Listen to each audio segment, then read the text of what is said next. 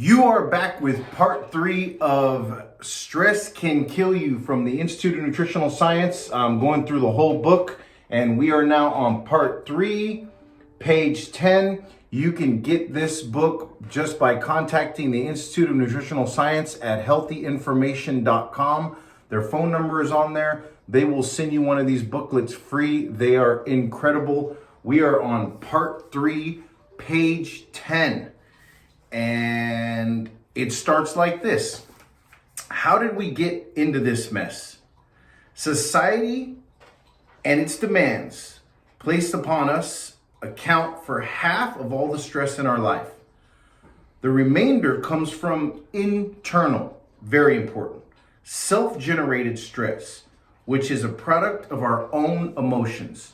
Very important part of this book. Let's face it, we're all scared, we're afraid for our jobs, of accidents, loss of money, retirement, crime, pollution in our environments, newness and change. This and many other fears drive our adrenaline levels and keep our central nervous system in a heightened state of activity. When stressful situations come our way, we cannot cope nearly as effectively as if we had been more secure. Managing stress must be a multifaceted approach through diet, dietary supplements, and relaxation techniques. We can learn to eliminate unnecessary stress and manage much more effectively what remains. Getting the upper hand on stress. The first weapon against excess stress has to be diet. As we have shown earlier, there is a direct tie between the adrenal response and blood sugar levels. For this reason, following a diet that does not cause a rapid rise and fall of blood sugar can be very helpful. For example, all kinds of blood sugar problems that people have. There's plenty of them, but we're not talking about that today. We're talking about, the stress, but I'm sure you know where that goes. There is another book by the Institute of Nutritional Science that talks more about, blood sugar and blood things and sugar intake in the diet, but that's for another video.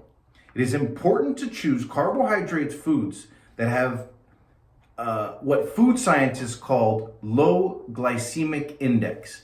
These foods include whole grains as opposed to refined, and fresh fruits and vegetables as a basic rule of thumb. If it's white, like potatoes, rice, white bread, don't eat it. And, I think it doesn't mean completely not eat it, but, moderation is the key. Eating highly refined carbohydrates, including sugar, causes a rapid rise in blood sugar, causing an increase in the insulin release, which depresses blood glucose. This creates a demand for more adrenaline and raises it back up to normal again. By following this cycle, you create more and more stress for the adrenals, creating more problems. Very interesting. If you are a stressful person, it is important to understand the negative effects that caffeine and cigarettes have upon your condition.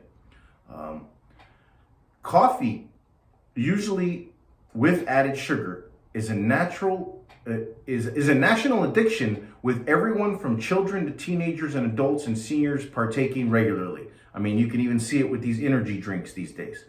The caffeine in coffee and Coca-Cola drinks and energy drinks raises blood sugar, causing the above cycle to begin all over again. Cigarettes cause blood sugar to rise, and in fact, one cigarette has the same effect on your blood sugar as 1 tablespoon of sugar. Very fascinating. The adrenaline glands react to the presence of nicotine through the consumption of vitamin C, raise blood sugar again. That's mind-blowing. Here's where we get into the dietary supplement part. We are now on page 12.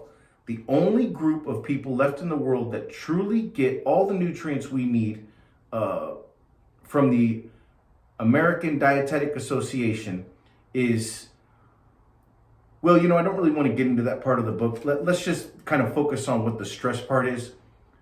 Hold on. Trying to. Yeah, see, this is page 12. So if you have this book and you're following along, you can see this part. It's kind of getting into like the news and like stuff like that. And I really, want to stick with the stress part of it.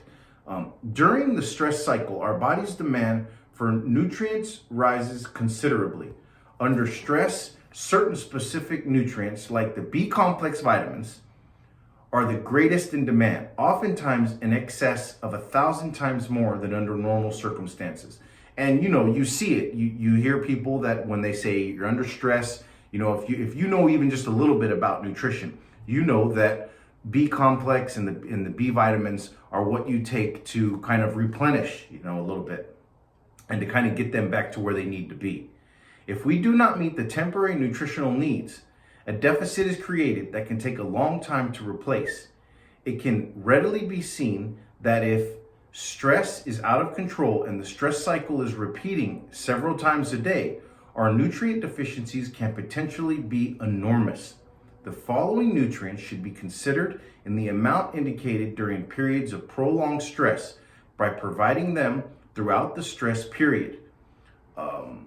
Probably because well, here we go. Let's just keep going. We can assist the body in rebalancing itself much quicker once the stress has subsided. Note, since the following recommendations are specifically for stress and do not represent all the nutrients we need on a daily basis, these recommendations are made with the understanding that these should be taken in addition with a full spectrum multivitamin, which is always very important. You don't want to just take the stress nutrients and not be taking a multivitamin every day. And then it has a list of like all the different nutrients and stuff. I'll just let you glance at it like that. But if you want this book, I know a lot of people watching this video are probably reading along or just got this book, but that's kind of where that's at. And then it kind of just gives you the vitamin C, 100 milligrams, vitamin B1, 50 milligrams, vitamin B2, 50 milligrams, vitamin B6, 50 milligrams, pantothenic acid, 1,200 milligrams, adrenal extract, 200 milligrams, valerian root extract, 200 milligrams. And then it goes on to, under extreme temporary stress conditions, or if you suffer from anxiety, you should double the above dose of what we just broke down. You can stay at that level of supplementation for 4 to 8 weeks if needed. Now that's under, extreme temporary stress. If your stress is prolonged and fluctuating blood sugar is involved, the following protocol will greatly assist the body in temporarily regulating blood sugar. This formula will not only assist, but also support the pancreas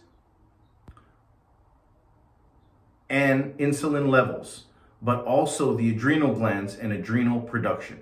And so the next one we'll get into is controlling blood sugar, and we'll go over that list right there.